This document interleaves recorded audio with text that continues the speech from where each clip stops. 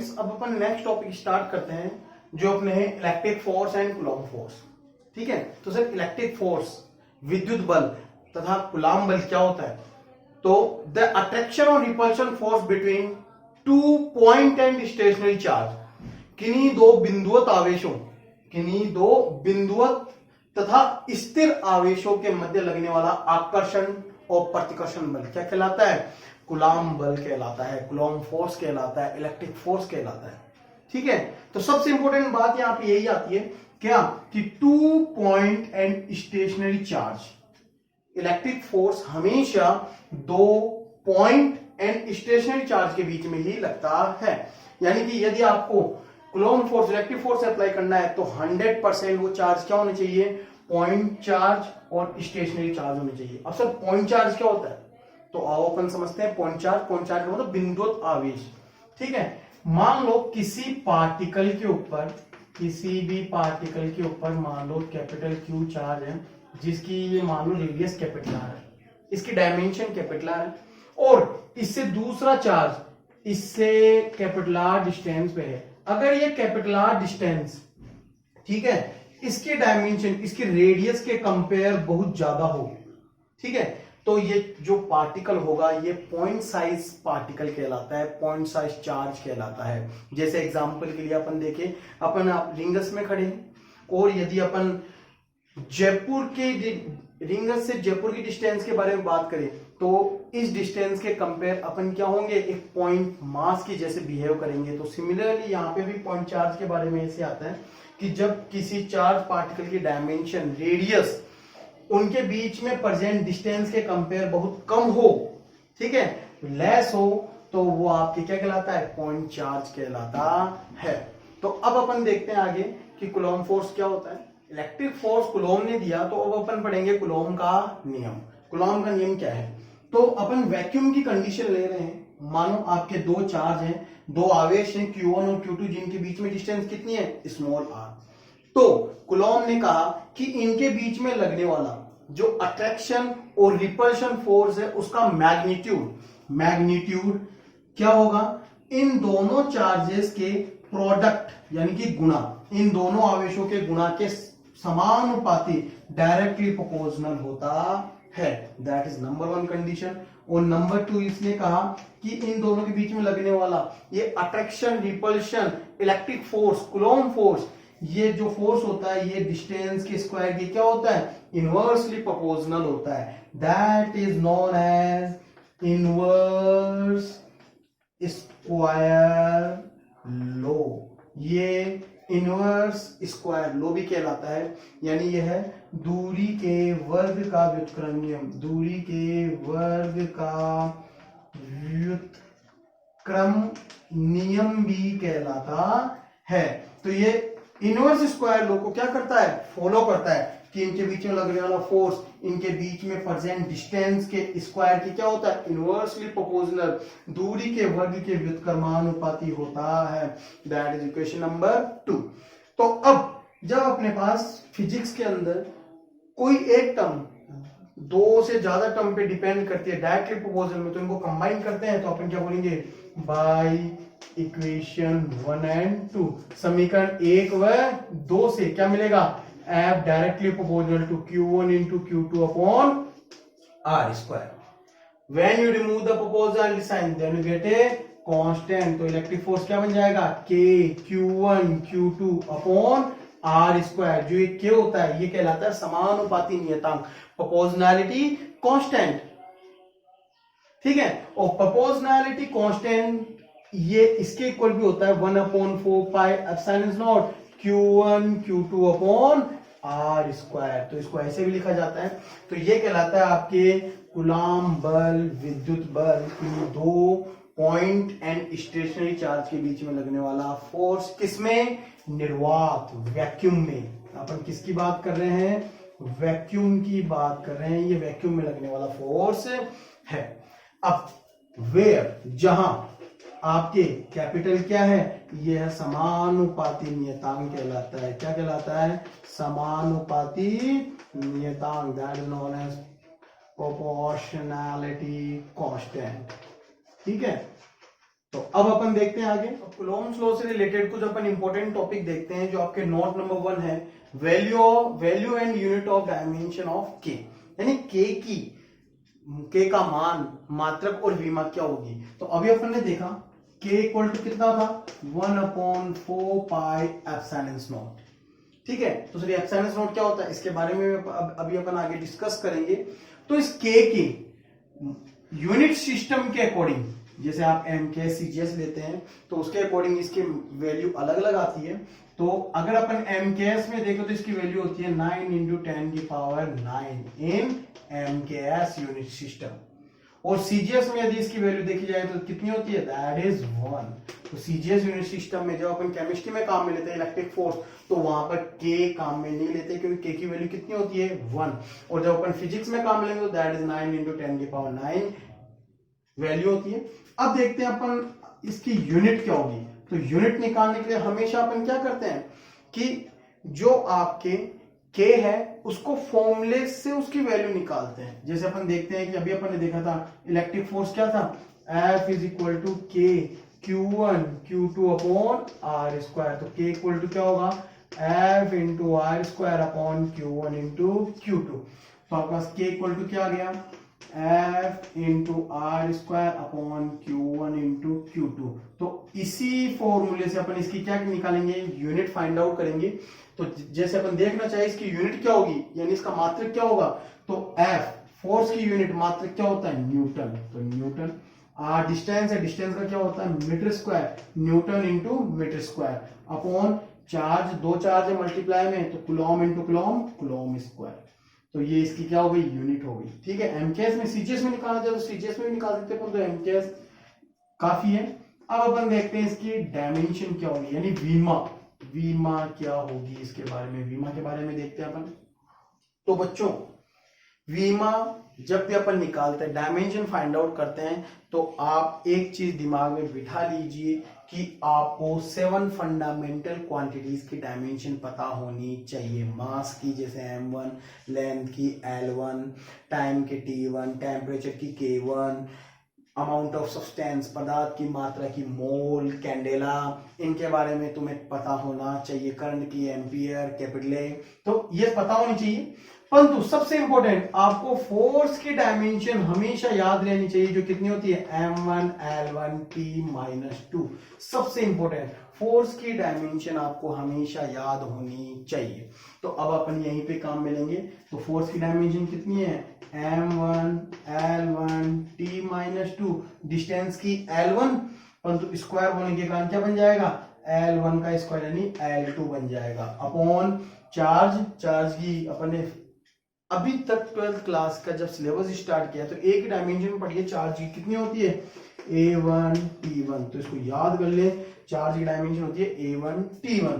तो जो अपन a1 t1 दोनों का रखेंगे तो क्या बन जाएगा a2 t2 स्क्वायर हो जाएगा। तो जिसको इसको सोल्व करेंगे तो m1 l3 t की पावर -4 a की power -2, that is the dimension of k।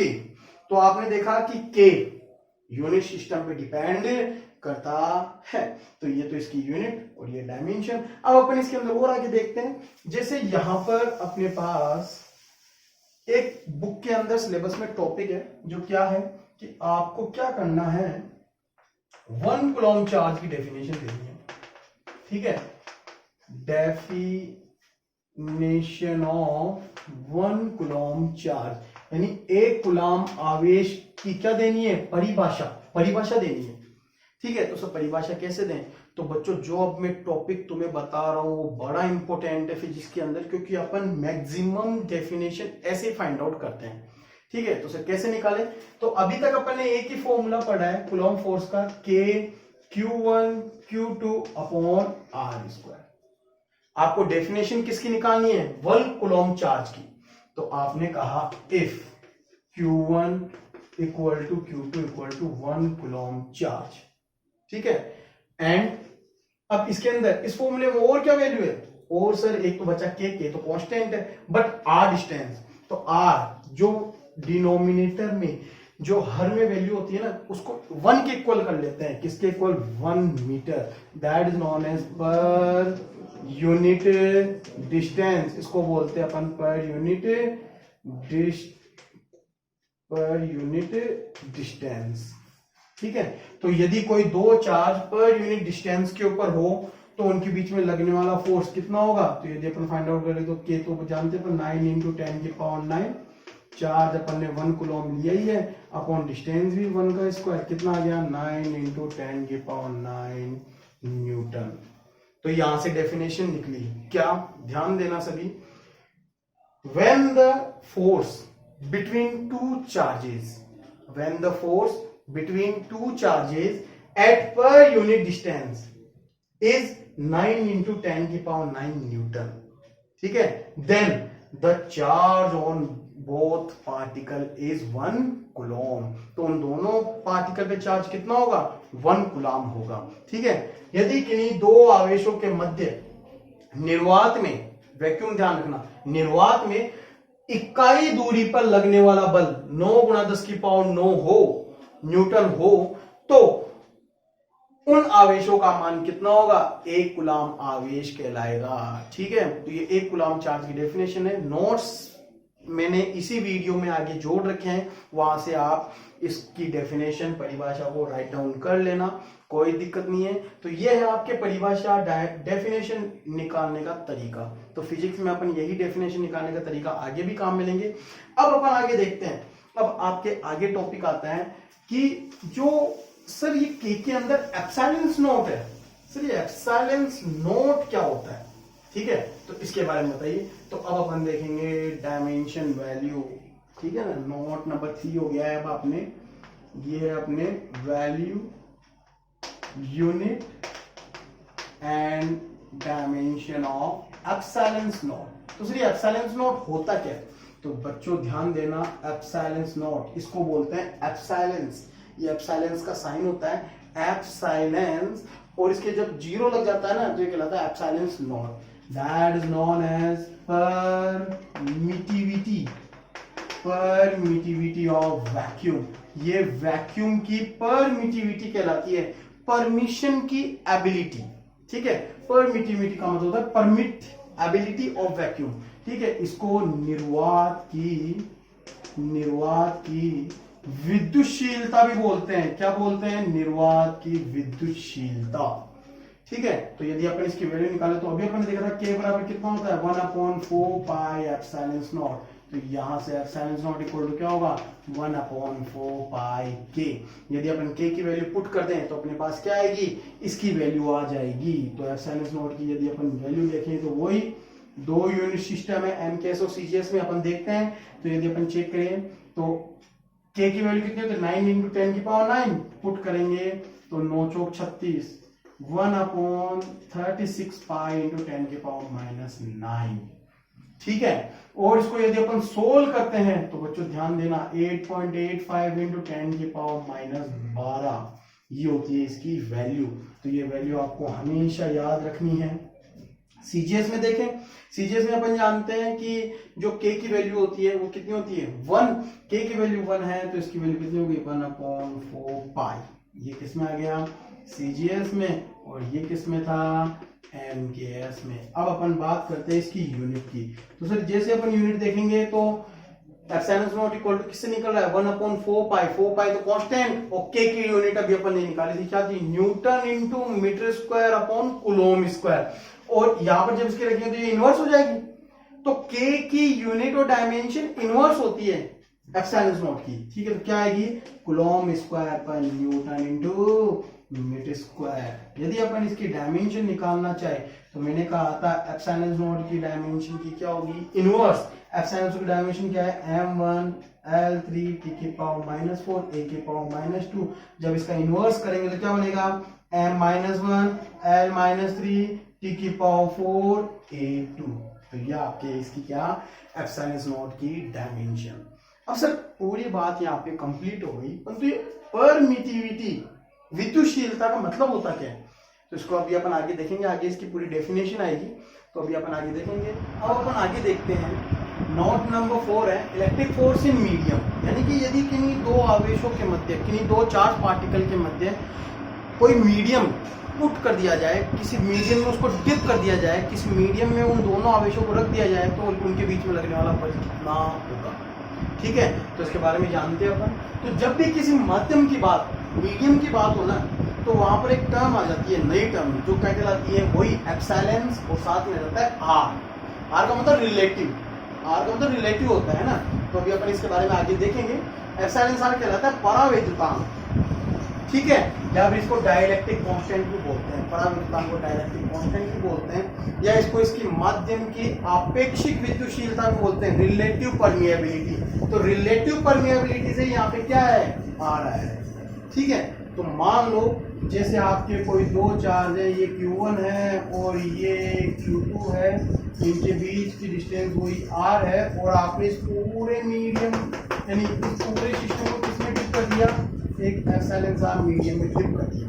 तो जैसे आप एक एप्सिलॉन आर मीडियम में डिप करोगे तो आपके मीडियम में फोर्स कितना हो जाएगा। तो बच्चों ये जो एप्सिलॉन्स होते हैं ना, एप्सिलॉन्स आर और एप्सिलॉन्स नॉट फैमिली टुगेदर होते हैं, यानी ये साथ में रहते हैं, ठीक है, सदस्य बन के रहते हैं। कैसे, जैसे कहा जाए कि अपन जानते हैं वैक्यूम में कितना था, 1/4 pi epsilon not Q1 Q2 upon are square, बीच में मल्टीप्लाई किया है ना, ध्यान रखना। अब जब एप्सिलॉन आर मीडियम आ गया तो यहाँ पर अपन किससे मल्टीप्लाई कर देते हैं, एप्सिलॉन आर से मल्टीप्लाई कर देते हैं। तो जैसे ये epsilon not into epsilon R होता है तो एक नई टर्म बन जाती है जो कहलाती है एप्सिलॉन आर उस मीडियम की परमिएबिलिटी, वो सॉरी उस मीडियम की परमिटिविटी। ठीक है, तो एप्सिलॉन कहलाता है। तो आपके फॉर्मूला क्या बन जाएगा, 1/4 pi epsilon Q1 Q2 upon are square. तो मीडियम में लगने वाला फोर्स इतना होता है। यदि अपन इसको वैक्यूम से कंपेयर करें तो यहाँ पे देखते हैं, ये तो आपके मीडियम में फोर्स है, यहाँ पे कौन सी टर्म नहीं आ गई, 1/एप्सिलॉन आर। तो 1/एप्सिलॉन आर को यदि अपन बाहर ले लें तो जो सारी टर्म बचेगी वो किसकी हो गई, वैक्यूम फोर्स की।